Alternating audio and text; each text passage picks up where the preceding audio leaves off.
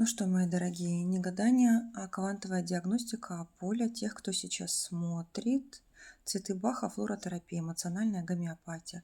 То, что сейчас вам нужно для компенсации вашего эмоционального состояния, а значит в парадигме триединства общей вашей жизненной энергии и здоровья.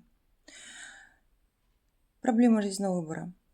Отсутствие честности с собой, цели с собой в жизни, неуверенности в том, что вы делаете. Я знаю, что я могу сделать в своей жизни что-то особенное, но не понимаю, что нужно, и нет для этого сил.